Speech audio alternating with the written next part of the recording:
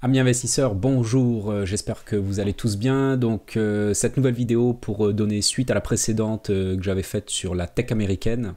Il y en a pas mal d'entre vous qui m'ont demandé d'analyser un peu plus en détail la société Tesla. Voilà, donc ce que je vous propose dans cette vidéo, c'est de voir ensemble un peu plus en détail cette valeur et donc avec pour objectif évidemment de savoir si aujourd'hui cette société a une valorisation qui est encore abordable ou pas, et donc si on est sur un investissement à risque ou pas aujourd'hui. Voilà, donc ce que je vous propose, c'est évidemment d'analyser ça en détail. Alors pourquoi Tesla fait beaucoup parler d'elle depuis plusieurs mois? C'est par rapport à son cours, hein, comme vous pouvez voir sur le graphique. Le cours de Tesla était aux alentours des 50 dollars fin 2019, et donc depuis le début de l'année, l'action a quasiment fait x10, puisqu'on est passé aux alentours des 50 dollars à quasiment un peu plus de 400 dollars. Et donc actuellement, la société est valorisée aux alentours des 400 milliards de dollars. Donc évidemment, ça a fait couler beaucoup d'encre. C'est la valeur qui est regardée par énormément de monde au vu de cette forte hausse qu'on a constatée depuis plusieurs mois.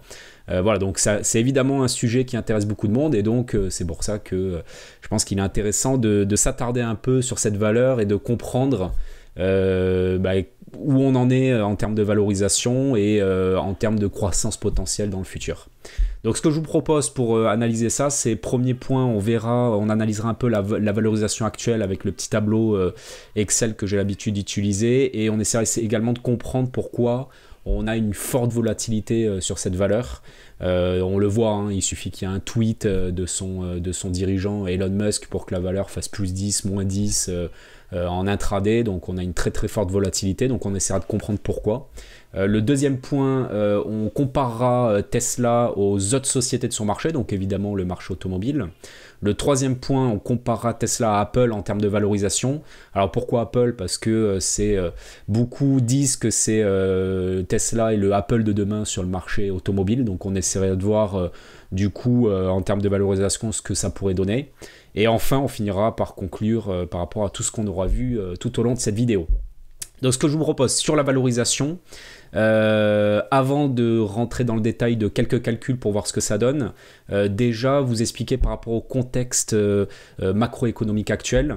En fait, ce qui se passe, c'est qu'évidemment avec la pandémie que l'on a depuis plusieurs mois, il y a eu une tendance lourde qui s'est remise au devant de la scène, à savoir le véhicule électrique, pour lutter contre le réchauffement climatique. Et du coup, ça a été extrêmement favorable à toutes les sociétés qui sont dans ce marché-là, et donc notamment évidemment Tesla. Voilà, on l'a vu, hein, il y a eu notamment beaucoup d'États, dont la France, qui a aidé les particuliers à acheter des véhicules électriques. Donc il y a quand même une tendance lourde sur le marché qui a été renforcée par la crise sanitaire que l'on a depuis plusieurs mois. Donc ça, évidemment, ça a été extrêmement favorable pour les projections de croissance future de la société, et donc c'est évidemment une des raisons pour laquelle on a le cours de bourse qui a flambé ces derniers mois. Le deuxième point important à avoir en tête également au niveau de la valorisation de Tesla aujourd'hui, c'est que bien que ce soit une valeur automobile, donc une valeur industrielle pure, on a quand même une partie technologique très importante dans cette valeur, puisque tout le monde il y a quand même un vrai consensus là-dessus pour dire que Tesla a une forte avance technologique sur plusieurs parties critiques d'un véhicule électrique, à savoir les batteries, les moteurs électriques, et également tout le soft qui est embarqué dans les véhicules, notamment les logiciels pour la conduite autonome, sur lequel Tesla a une forte avance sur tous ses concurrents. Et une fois de plus, le contexte actuel qui est très favorable pour les valeurs technologiques, comme on l'a vu dans la précédente vidéo, quelque part Tesla a une part de tech au sein même de sa valeur, et du coup a également fortement profité de la bonne performance des valeurs technologiques pour en tirer également parti. Voilà, donc ça également, c'est ça qui explique aussi qu'il y a eu probablement des réajustements dans les prévisions de croissance à la hausse sur des valeurs comme Tesla. Le troisième point, c'est que la société a publié ses résultats du deuxième trimestre qui ont été plutôt bons, puisque, comme vous pouvez le voir ici, en termes de livraison de véhicules, Tesla est une des seules sociétés automobiles au monde qui a eu une croissance dans la vente de ses véhicules au premier semestre. Donc comme on peut voir, en nombre de véhicules livrés, on a une croissance de plus de 10%, alors que la plupart des autres constructeurs automobiles sont entre moins 20, voire quasiment jusqu'à moins 50% sur le premier semestre. Donc en fait, ça a montré au marché que malgré la crise économique extrêmement forte que l'on est en train de subir, Tesla arrive à sortir son épingle du jeu et donc prouve de cette manière-là que c'est un acteur extrêmement prometteur pour l'avenir. Voilà, donc ça a évidemment également été un facteur favorable pour sa valorisation. Et enfin, le quatrième point, c'est qu'il y a une spéculation très forte autour des valeurs, on va dire un petit peu à la mode comme Tesla actuellement, et on le voit de par ce qu'on peut appeler le news following, c'est-à-dire dès qu'on a une information dans les médias favorable ou pas sur l'activité de Tesla, on a des variations extrêmement fortes en intraday qui prouvent qu'on est sur une valeur très spéculative actuellement, et on le voit notamment un point qui a été assez frappant je trouve, c'est lorsqu'il y a eu l'annonce du split de l'action en 10 qui bon, techniquement, quand vous faites un split d'action, ça ne crée pas de valeur pour la société. C'est uniquement, ça permet aux plus petits portefeuilles boursiers d'acheter ce type de valeur. Mais maintenant, bon, ça pourrait justifier peut-être 1 ou 2% de hausse sur le cours, mais en aucun cas du plus 10 comme on a pu le voir sur Tesla. Donc maintenant, si on regarde un peu la valorisation de Tesla dans le petit tableau que je vous avais montré dans la dernière vidéo, à savoir les deux grands types de calculs pour essayer de voir si on a une valorisation qui est survalorisée ou sous-valorisée, à savoir l'approche patrimoniale ou le calcul par actualisation des flux. Évidemment, sur un calcul patrimonial, on va se retrouver un peu comme dans les sociétés de la tech, c'est-à-dire que là, aujourd'hui, Tesla, c'est à peu près 20 milliards de fonds propres pour une capitalisation boursière aux alentours des 400 milliards. Donc évidemment, sur une analyse purement patrimoniale, on est complètement en survalorisation puisqu'on vaut 20 fois les fonds propres. Voilà. Maintenant, comme on a dit que Tesla avait quand même une connotation technologique importante et une très forte croissance que l'on peut prévoir sur les prochaines années, ce type de valeur va plutôt s'analyser via un calcul d'actualisation. Donc dans notre calcul d'actualisation, comme on l'avait vu également dans la précédente vidéo, c'est là où vous allez définir votre taux sans risque, votre prime de risque. Pour définir votre rendement cible, vous allez projeter les résultats futurs de la société et les actualiser. Et la somme de cette actualisation vous donne le prix théorique de la valeur. Donc là, si on prend un rendement cible de 7% sur Tesla, qu'on projette une croissance par exemple de 80% du résultat sur les 5 prochaines années, puis 20%, puis au-delà de 10 ans, 2%. Alors je vous rappelle qu'au-delà de 10 ans, c'est très peu probable qu'une société puisse avoir une croissance supérieure à la croissance du PIB mondial. Je dirais que voilà, il faut rester conservateur et au-delà de 10 ans, on peut difficilement aller au-delà des 2%.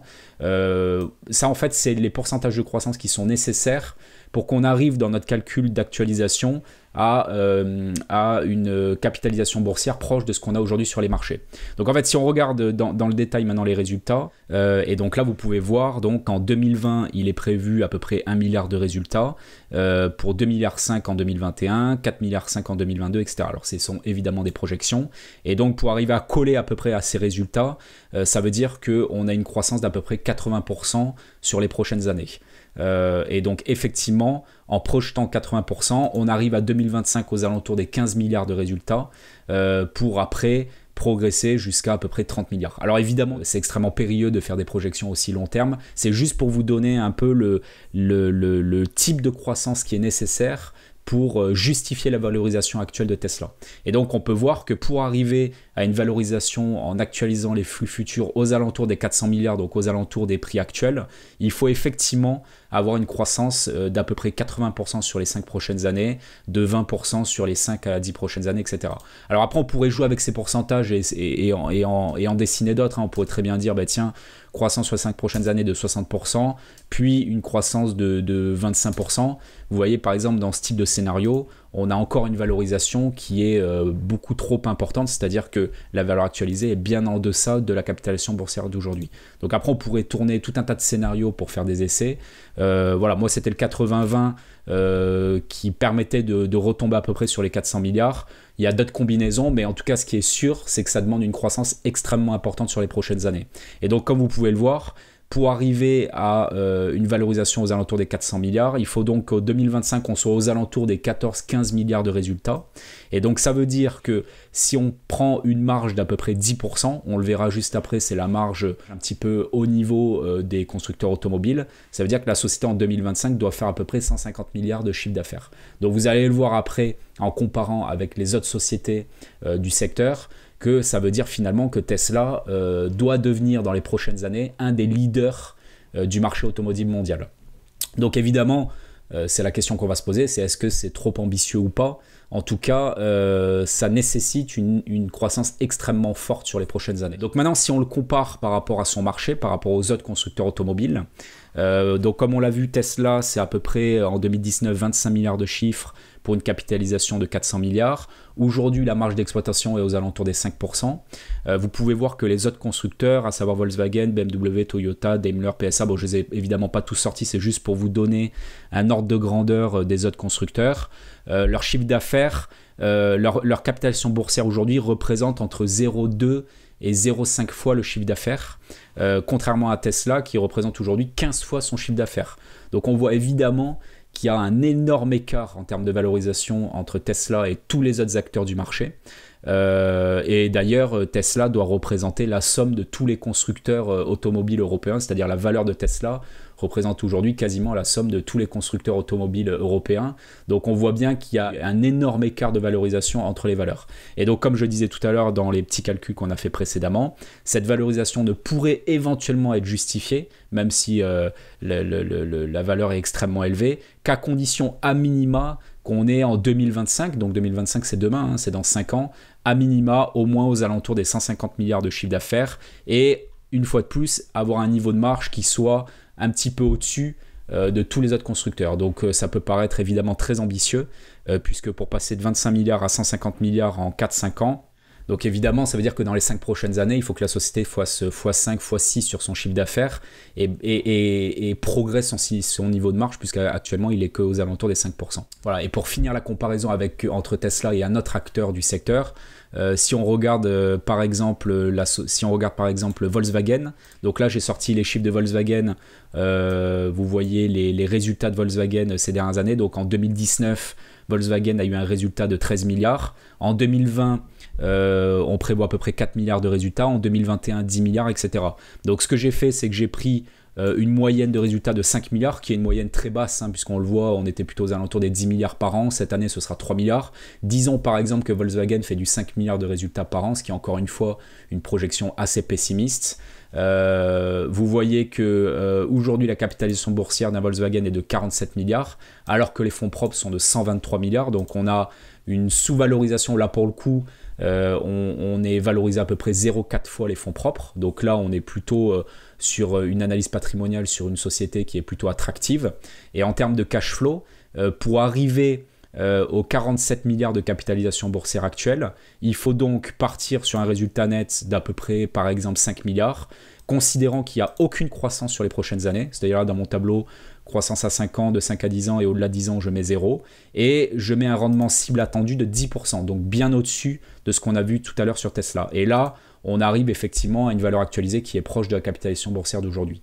Donc tout ça pour dire que quand on compare Volkswagen et qu'on compare Tesla, vous voyez très bien qu'il y a un écart significatif entre les deux, puisque d'un point de vue patrimonial, Tesla vaut 20 fois ses fonds propres, Volkswagen en vaut même pas la moitié. Et sur les flux de trésorerie, il faut que Tesla ait une croissance de 80%, voire 100% sur les prochaines années, sur le court et moyen terme, avec un rendement cible inférieur à 10%, alors qu'à côté, Volkswagen, même avec un rendement, même avec une croissance à 0 et un rendement attendu de 10%, on est à peu près dans la valorisation d'aujourd'hui. Voilà, donc tout ça pour dire que on voit bien l'énorme écart qu'il y a entre Tesla et le reste de son marché. Bon, Volkswagen n'est qu'un exemple, hein, mais si vous faites cet exercice avec les autres valeurs, vous verrez qu'on arrive à peu près au même type de conclusion. Voilà. Alors, encore une fois, mon calcul d'actualisation, j'ai pris les résultats nets. En réalité, il faudrait prendre les free cash flow, les flux de trésorerie libres, plutôt que le résultat net, puisque surtout dans l'industrie automobile, on voit souvent qu'il y a des écarts entre les résultats nets et les free cash flow. Donc là, l'exercice, c'est simplement en donnant des chiffres, des ordres de grandeur. Dans le raisonnement, c'est le même. Maintenant, on compare des sociétés sur les mêmes secteurs d'activité, donc on peut se permettre de prendre ce type de raccourci. Voilà, donc maintenant, troisième point, si on veut comparer Tesla avec Apple. Parce qu'effectivement, c'est intéressant de voir si demain Tesla était amené à monopoliser ou en tout cas prendre une énorme part de marché comme a pu le faire Apple et augmenter son niveau de marge comme le fait Apple. On pourrait peut-être envisager un futur Apple sur le marché automobile. Donc ce qu'on voit sur le marché mondial de l'automobile en 2018, c'est que le marché représente à peu près 500 milliards d'euros de chiffre d'affaires avec 1,5 milliard de téléphones vendus. Et donc si on compare le marché automobile en 2018, c'est à peu près 90 millions de voitures vendues. Si on considère Toyota ou Volkswagen représentent chacun à peu près 10% du marché, ils font à peu près 200 milliards. Donc c'est-à-dire grosso modo, je n'ai pas trouvé le chiffre précis du marché automobile, mais on peut considérer que c'est à peu près 2000 milliards. Voilà, et donc si on extrapole ces chiffres-là, encore une fois, c'est juste pour donner des ordres de grandeur. Apple, la téléphonie, ça représente à peu près 50% de son chiffre d'affaires. Donc si on prend 50% de sa valorisation, de sa capitalisation, on va dire que le marché, la valorisation de la téléphonie chez Apple, c'est à peu près 1000 milliards de dollars aujourd'hui. Donc on pourrait imaginer un constructeur automobile, si demain il avait des parts de marché équivalentes à Apple sur le marché automobile, un moite aussi important, c'est-à-dire une image aussi forte qu'Apple et surtout un niveau de marge aussi important que celui d'Apple, puisque la marge, l'EBIT d'Apple est au-delà des 25%.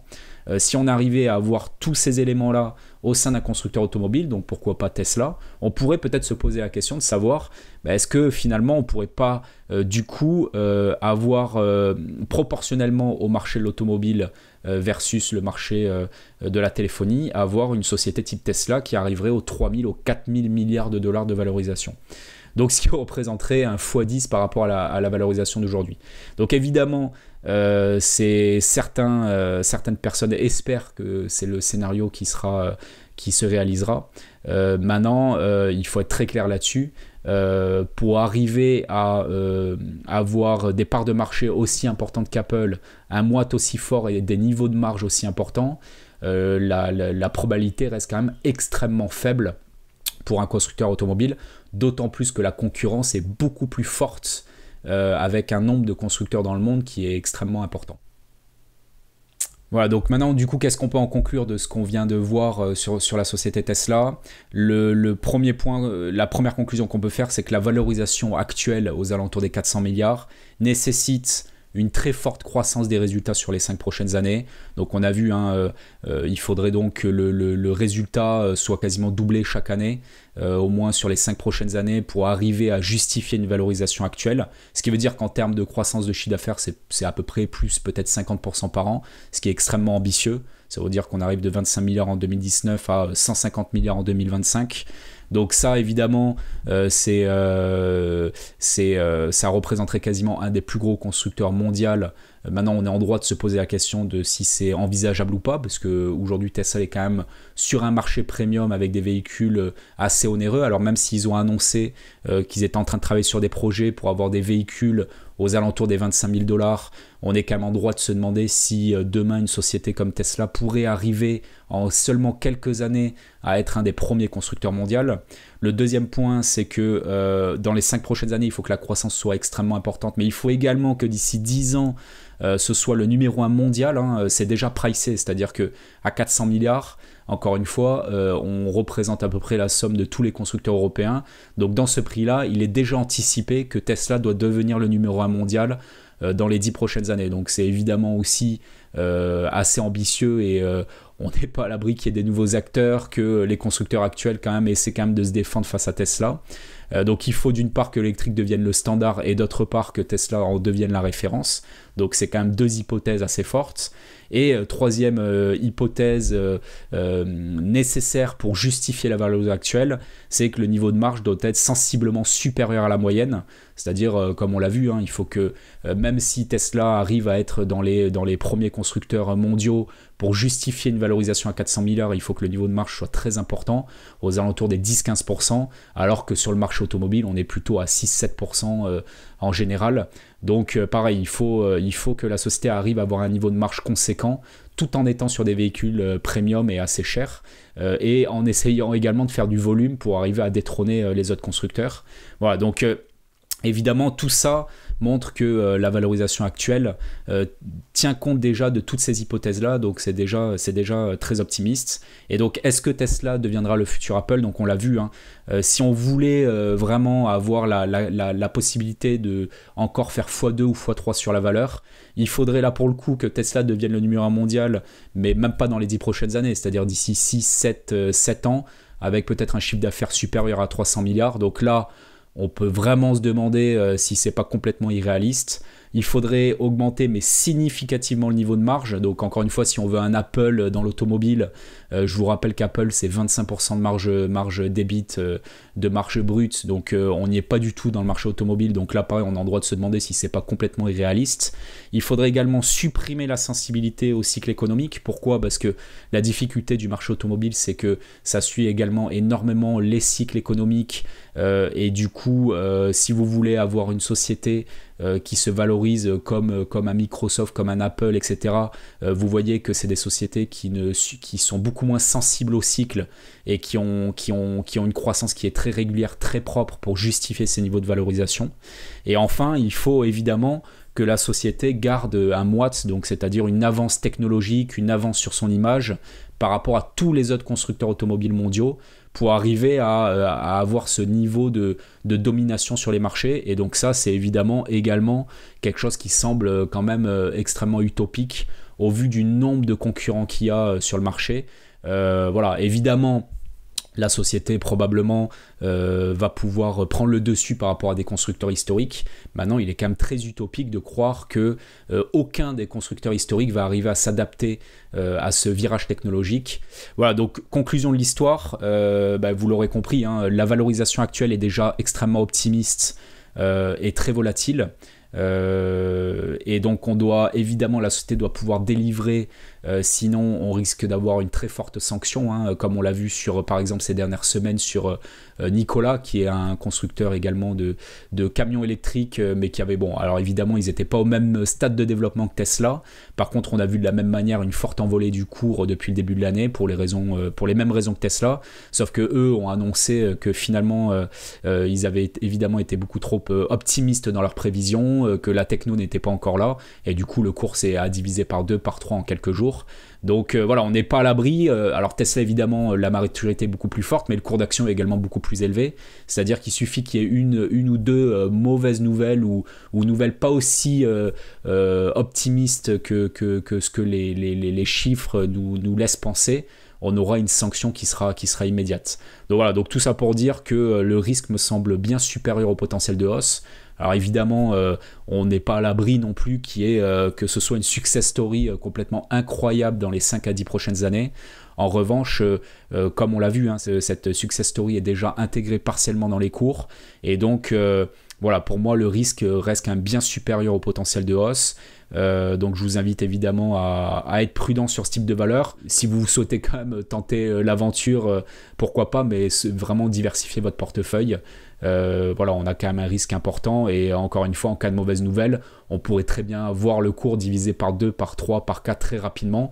Si vous reprenez le tableau avec les projections de croissance, quand on met 80% de croissance sur les 5 prochaines années, si finalement on retombe à 40% de croissance, qui est déjà très bien, vous avez le cours qui divise directement par 2 ou par 3. Donc la hausse peut aller très vite, mais la baisse aussi, c'est ce qu'on a vu tout à l'heure, et c'est la raison pour laquelle il y a une extrême volatilité sur ce type de valeurs, qui sont des valeurs de pure croissance, et donc dont la valorisation est complètement dépendante de la croissance que l'on estime sur les prochaines années. Voilà, écoutez, j'espère que cette vidéo a été claire, vous a intéressé. Si vous avez des questions, n'hésitez pas, ce sera un plaisir d'y répondre, et puis je vous dis à très bientôt.